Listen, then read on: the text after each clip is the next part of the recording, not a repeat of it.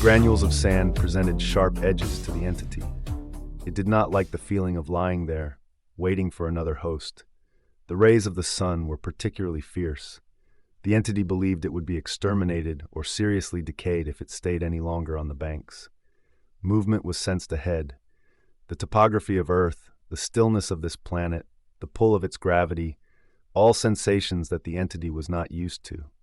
It wanted to fly, ride the waves of space dust that it was used to, but the atmosphere of this planet was too thick, too gluggy.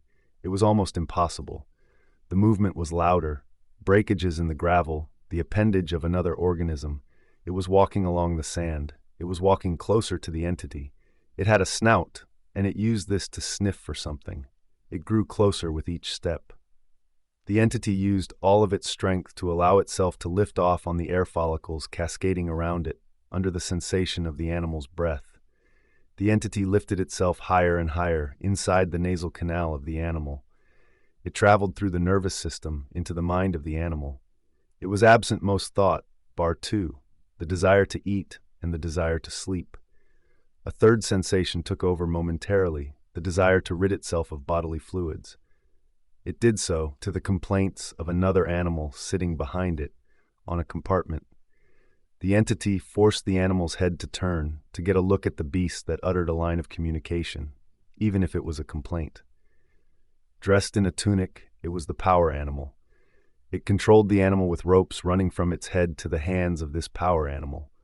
It was able to communicate. It was intelligent. The entity had made an incorrect assessment. This was the wrong animal to inhabit. The one behind had the power. It was in charge.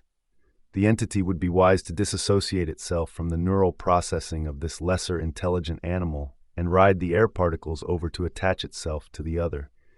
The entity was excited at this prospect, but first it was to recover.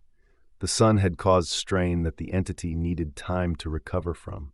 The journey that the beast was forced to take would allow the entity time to recover before the eventual abandonment was made. "Sidious!" The entity heard the animal behind yell, followed by a hard crack of a whip. A strong force struck the rear of the animal. The entity sat inside. Pain shot through its backside, agitating the entity more. The neurons infecting the thought canals of the alien. Pain permeating all throughout. Walk faster. The entity made the animal think.